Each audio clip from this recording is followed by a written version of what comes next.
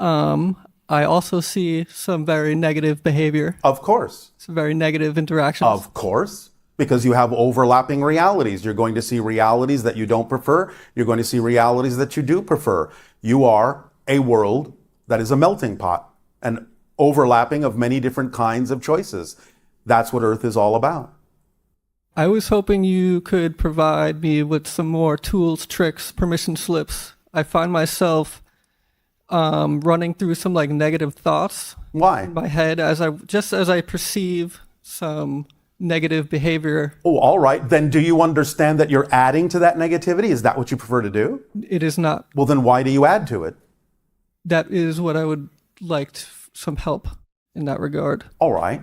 Well, do you understand that that is not necessarily your reality just because you can see it? Yes. Are you sure? Not 100%. No, thank you for being honest. I'm under the impression that if, Yes. and I know you shared this yesterday, which actually shed some more light on it, and I haven't had the time to really process it, but as we grow further into the light, we see more of the darkness. Of course. As you expand your consciousness, you're going to be more aware of darkness and light. It doesn't mean it has to affect you or you have to choose it. You just become more aware that it's there as a choice because you become more aware of everything within all that is, which has a trinity in it: light, dark, and the balance point in the center. Therefore, becoming more aware of it doesn't mean you have to react to it. It's just an observation. And if you really want to help, being in a positive state is what gives someone behaving negatively at least an opportunity or an option to change their energy. But if you're also reacting negatively to it, you're only reinforcing something they're already doing. Why would you prefer to do that? I do not prefer to do that. Then do you also remember what we said about the idea that you can give someone an option? You can share an idea that you believe might give them an opportunity to change into something more positive. But do you also remember that we said that whatever it is they do with what you share with them is none of your business? I do recall. All right. So then why are you making it your business? Why are you choosing something you say you don't prefer to do as an energy state? There must be a reason. You never do anything. You never choose anything that you don't believe serves you in some way. So you have to find out what that belief is that says that doing what you don't prefer to do is actually what you prefer to do. You have to find out why it would seem to make sense to do that, because that's the only reason you would choose to match a negative vibration when you experience a negative vibration or observe one. It must make sense. It must seem to make sense for you to choose to do that. You have to find the belief that makes that seem to make sense, because you know that if you really understood what that belief was saying, it wouldn't make sense at all. But you have to bring that belief into the light of your consciousness to know what it's saying so you can see that it makes no sense. And once you see that it makes no sense, it's gone. But as long as you keep choosing to do that, you have a belief that is making it make sense to do something you don't prefer. Because more often than not, that belief is saying, if you stop doing this, if you let me go as a negative belief, something worse will happen.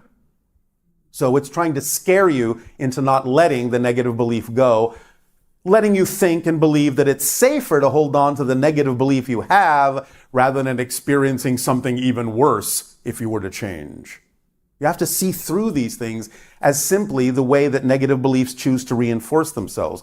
They don't have a choice about it in that sense. It's just the way they're designed. They have to perpetuate themselves somehow by making you believe that those choices are real, are factual, instead of just nothing more than a perspective, which is all they really are. Is any of this helping? Yes. Are you sure? Yes. So if you were to investigate yourself and see that there is a belief within you that is saying that when you observe something you don't prefer, when you observe somebody doing something negative, that you must also go into a negative state, how does that make sense to you? What belief would you have to have for that to make sense? For you to think you're getting a benefit by doing that when you know you're not? What would the belief have to be? Let's use your imagination. That I am somehow responsible for that negative behavior, or How could that be? Or it's a reflection of my negative behavior. All right. You can always look at anything and you can always take a moment to say, all right, is this reflecting something to me that I need to understand? Something that I need to balance in my life? But you also get to decide, if you're honest with yourself, that it may not. Remember, just because things are reflections doesn't mean they're always a one-to-one reflection. It doesn't mean that what you're seeing someone else do is what you're doing. The reflection may simply be that you observe it so you can help them. That can be a reflection. That you're in their life to be of service, to help them maybe make a different choice. That's still a reflection. Don't take it absolutely literally in that, oh, what they're doing is what I am doing. No, that's not necessarily the case, although you can take a moment to decide if it is. But if you realize it's not, then you have to know that it's happening for a different reason. And it may be more their issue than yours. But you're still in their life and they're still being observed by you for some reason. But you need to figure out what that is to your benefit. Yes? That makes a lot of sense. Does that help you? It does. Will that do? That will do. Thank you very much. You're very welcome.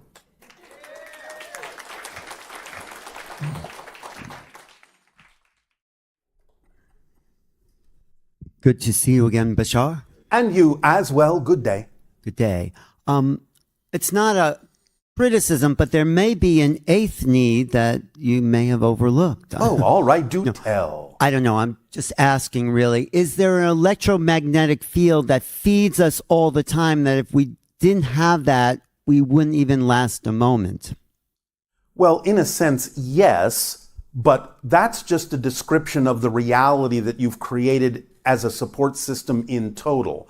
Right. Everything we've mentioned makes use of that electromagnetic field. Mm-hmm. So you're talking about something that's on a different level. Right. We're talking about the 7 basic needs of physical reality. Mm-hmm. You're talking about things on a higher level that generate the entire physical reality, but we're talking about the translations of that energy in physical reality. All right. I get that.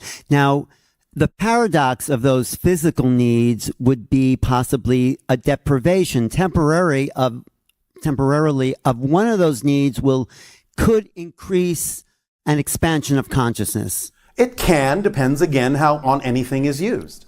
Anything can be used positively or negatively. Right, but if we take those needs and somehow, we fast a little bit, then there's a cleansing that allows that need to be appreciated. Again, it depends on how you use it, of course. Do you suggest any ways of using it? I do not. Okay. It's up to your imagination. It's up to what works for you.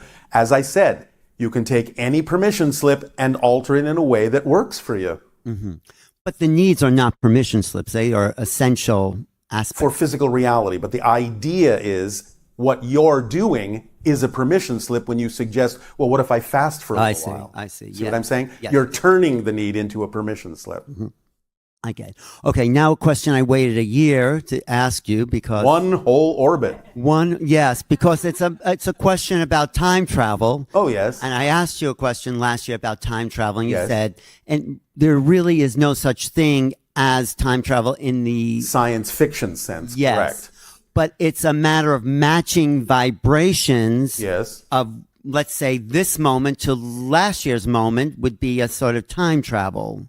Well, again, it's not exactly last year's moment as you understand last year's moment. Right. It's a moment that may be similar in a parallel reality. It may look almost identical. You may not be able to tell the difference, but you're not actually in your own past. You're in a parallel reality that looks like what you experienced as the past, but it's not yours in that sense. So the essential thing that I came away with and thought about for a year is that there really is no duplication of this moment ever, because this moment is only this moment and you can't duplicate it. Correct. So there is no time travel back to this moment. No. Because we're live. Yes. And even a recording is not the moment. No. So, okay. As the Zen monks on your planet say, you can't step into the same river twice. Exactly. I think it was Heraclitus that said that, but yes, exactly. So you're in the future, but what future are you in? That's a good question. That's why I asked it. Because you see, the idea, again, is that we exist in a manner you perceive as the future. Of course, we exist at the same time you do, in a parallel reality that to you feels like the future because of its vibration, because of it expresses itself in the way that you relate to as the future. Of course, if we weren't actually simultaneously coexistent, we couldn't be talking to you.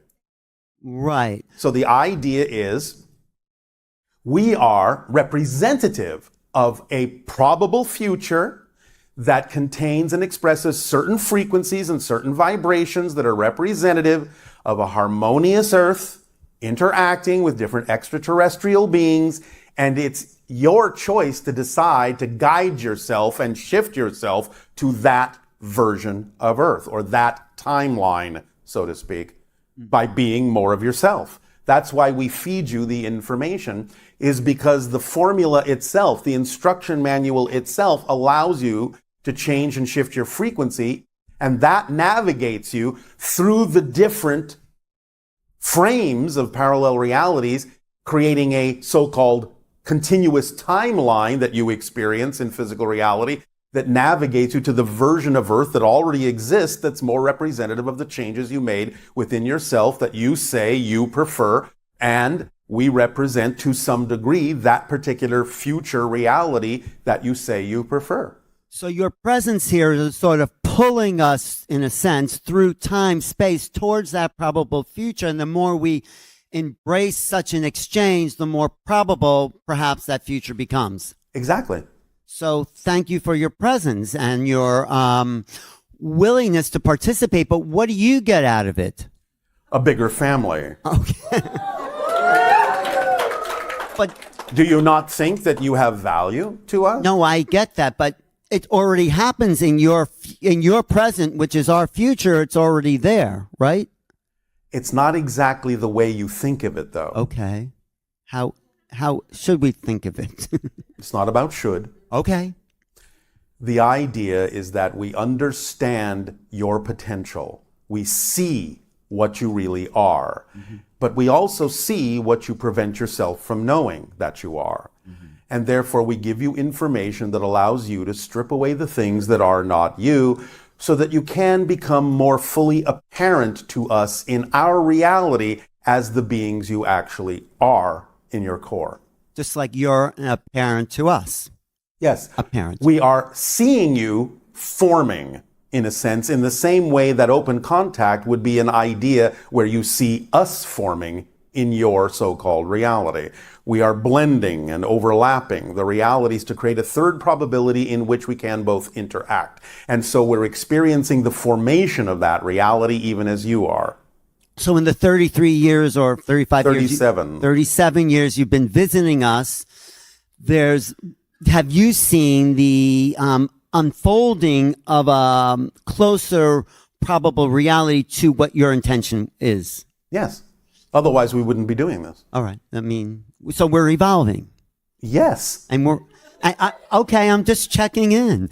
And so we're at a crossroads. It seems like, yes. You're at a pivot point right now in your year of 2020, yes. Right. So is there anything we should do to make it more probable that... I've already told you. The formula is everything. Okay. It answers everything. The formula being... You act on your highest passion to the best you can, no insistence or assumption on the outcome, remain in a positive state no matter what manifests, because it's not about what happens, it's about what you do with what happens that makes the difference.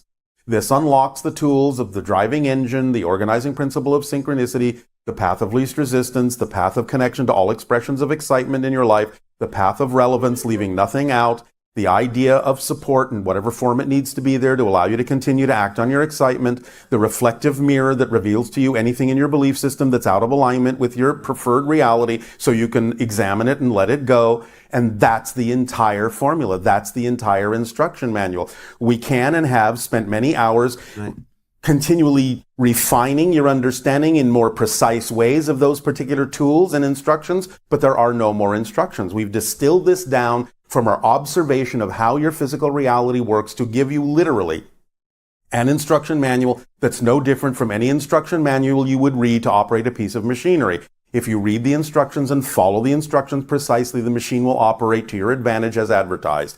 If you do not follow the instructions precisely, the machine may operate, but it may not operate to your advantage and you may injure yourself. Oh. So we have distilled this down into an instruction manual that's very simple and is an actual description of the structure and nature of existence. So just follow the instructions. That's all you need to do. Every single appointment and every single agreement that you've made will unfold in perfect timing if you do that and follow the instructions. And the only way you can miss any appointment you've made or any agreement you've made is to spend your time and energy worrying that you will miss the appointment or the agreement. Right. It's that simple. It is self-contained. It is self-perpetuating. It is self-guiding. It leaves nothing relevant out. Nothing. It's a complete holistic kit. Just go with the flow. That's all you have to do. Just follow the instructions as precisely as you can. Everything is fine. Great. So also want to say, if we want to vibrate towards the future potential self, because that's a time that we exist. Did I upset you? No, What? we're actually laughing. We are. That's how you laugh on your planet. It's just that you're not hearing it. I thought I did. Okay, we'll follow the instructions. You're not asking a separate question. Right. I got you. understand? I got you. When you act on your passion, what happens? Your frequency goes up, Right. yes? Yes. When your frequency goes up, what happens? You become a better receiver of higher frequency information and energy. Okay. It's self-contained. It leaves nothing relevant out. I'm going to look at those instructions again. All right. How are my hybrid children doing? Peachy. Peachy? Thank you, Bashar. You're welcome.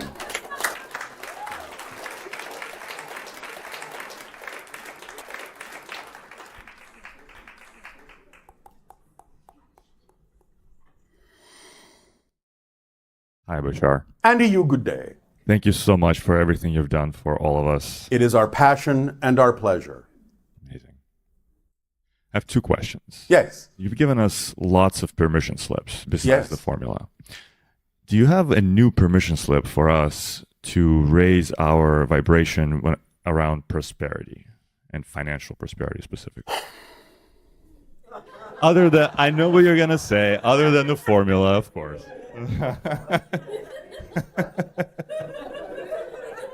But that's the answer to everything, though. Right?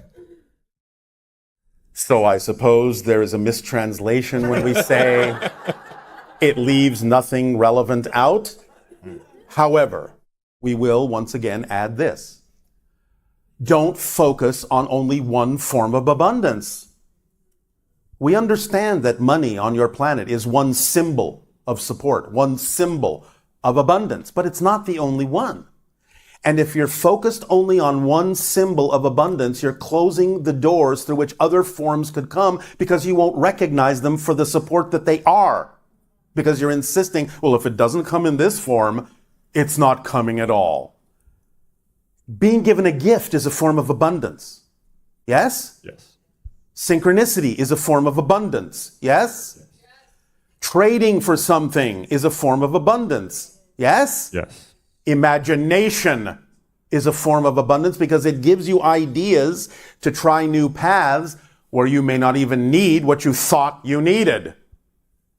Okay. So, when you allow those forms and other forms to be equally valid, then you allow them to come to you in whatever form and whatever amount they need to come. Because more often than not, different forms of abundance may have to come in to support one another, a little bit of this and a little bit of that and a little bit of that to form the 100% abundance that you need.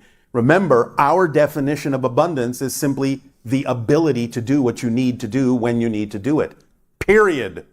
That's it. The ability to do what you need to do when you need to do it. That's it.